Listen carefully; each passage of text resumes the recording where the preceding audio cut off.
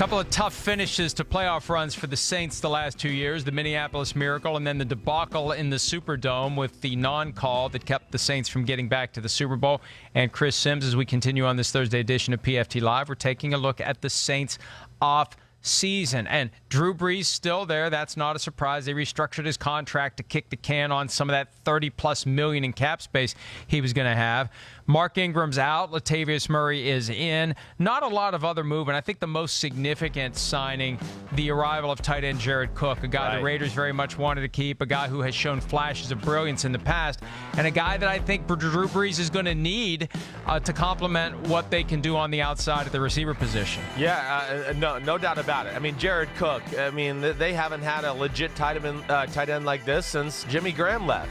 You know, a guy that they're going to go, okay, we can go into every game with about 15 or 20 plays that's just called, the Jared Cook section of the play sheet, to where Sean Payton's going to look at it and go, okay, how am I going to get this big guy the ball? How do I want to move him around? So that's very exciting for the New Orleans Saints. And I think a perfect combination for a guy like Drew Brees, who I said in that mashup, I don't know if he necessarily can beat you with his big arm and making power-type throws like he used to. Tight ends usually are over the middle, right in front of you. That is better for that type of quarterback. Saints, you kind of said it, not a huge off-season. I thought it was a smart free agency, getting Latavius Murray, adding a few bit. Max Unger retires. You replace him and get Nick Easton from the Minnesota Vikings. I thought that was a big-time move. Got more big people on their defense and offensive line again, though. That's the one thing, Mike, that I just look at on the Saints. When I first look at their roster, it really jumps out to me the amount of good defensive linemen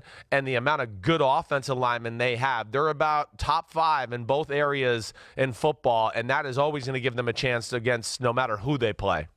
They didn't have a first-round pick this year because they used it to trade up last year to get Marcus Davenport, a pass rusher who was disappointing last year because of injury. They have high hopes for him this season. And then this year, they gave up a second-round pick in 2020 to trade up with the Dolphins to get center Eric McCoy out of Texas A&M to help fill that void that was created when Max Unger suddenly retired. So some needs forcing mortgaging a little bit of the future this year. Last year it was more of a luxury thing, but I'm sure they would have loved to have had that first round pick this year. I mean, that's a big thing to give up just to move up in round one, and especially when the guy ends up being so far a disappointment. But they really need him to justify the move that they made last year to get him, because it's going to become glaring that they've blown an opportunity to add a quality young player this year, all in the name of getting Davenport, unless Davenport ends up playing like a quality young player. Yeah, that's you're right. That's a huge question. I mean, they gave up assets to go up and get a guy because they thought, hey, we're in the Super Bowl window, and we have a desperate need on the other side of our defense across from Cameron Jordan, who is one of the best defense ends in football that nobody talks about, but they wanted another guy there. And Davenport, Mike, I'll say this, I haven't lost confidence in him. He had an injury-filled year to where I don't think we ever really got to see the full capabilities of the player. It's hard as a rookie. You're swimming mentally, physically, then you get injured and you're thrown out of whack and you're never 100%. I would expect him to have a big year. He was a guy I liked in the draft, and I liked him even from what I saw before he got hurt last year, but it wasn't much playing time before that. I still think the Saints, I look at them with Sean Payton, this football team, I do think they take a fall a little bit, right, Mike?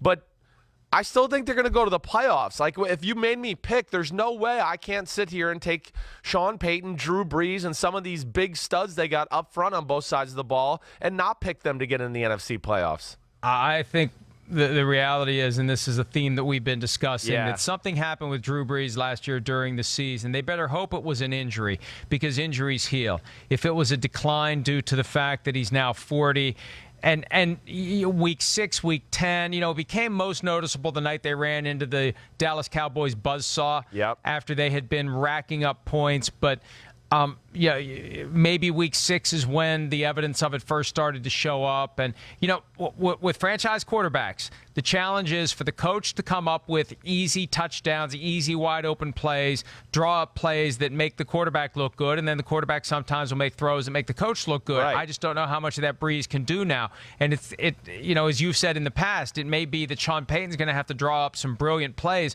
far more often than not to put Brees in a position where he can make the throws, because he may not be able to make the tough throws anymore. Yeah, I think that's a very fair question. And to the point of what you're saying, I know, yes, we both have talked about this a lot, even at the end of last year. Hey, let's think about at the end of last year and even the playoffs. When the Saints needed a big explosive throw, they usually let Taysom Hill throw it a few times at the end of the year. I thought that was a little bit of a telltale sign right there that, the guy, Drew Brees, he just can't push it down the field the way a younger guy can. Let's figure out something there with him. The controversial play in the NFC Championship game, the guy's wide open. If Brees spots him and zips it, Nickel Roby-Coleman doesn't even get there in time to blow up the play. It's a touchdown. Yeah. More PFT Live coming at you right after this. Hi, I'm Mike Tirico, and thanks for watching. Make sure to hit subscribe for the latest news and highlights from NBC Sports.